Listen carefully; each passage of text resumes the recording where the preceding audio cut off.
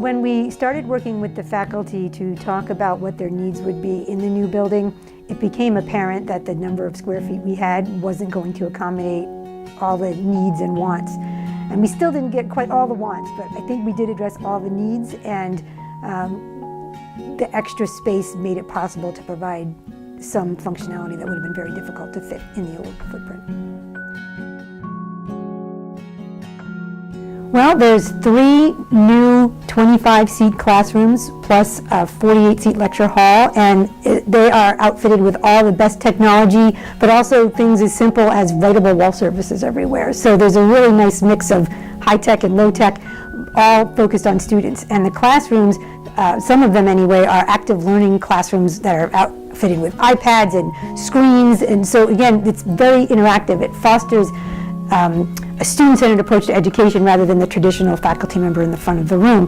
And a lot of our faculty were already using those techniques, but this just makes it so much easier for them to do. Beyond the classroom space, there are 2 new general chemistry labs, which we're very excited about, as well as student kind of breakout spaces throughout the building, and a new suite for all of the chairs and their administrators so that all of the offices are together.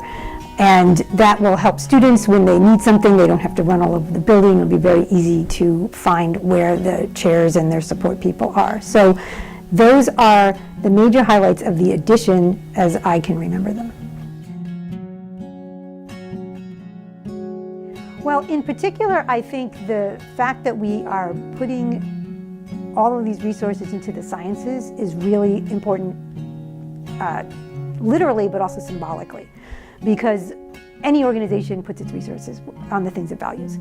And the idea that STEM fields are part of the liberal arts experience for our students and are very significant. You know, in recent years we've had the Renovation Center for the Humanities, which highlights the importance of DWC and the core curriculum. We've had the Ryan Business Center, which highlights the success and exciting things going on in the School of Business. And now to have a building that comes online and says there's great stuff going on in the sciences, which we know in the sciences, but it makes it more visible to everyone on the campus.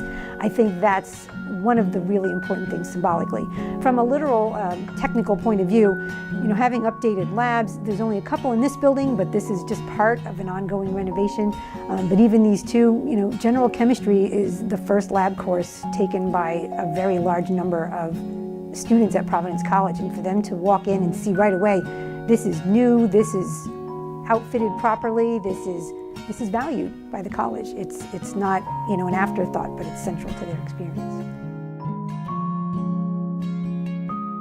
I think that the entire ongoing renovation will really benefit everybody. You know, we have been doing amazing work in faculty-student research for years and years.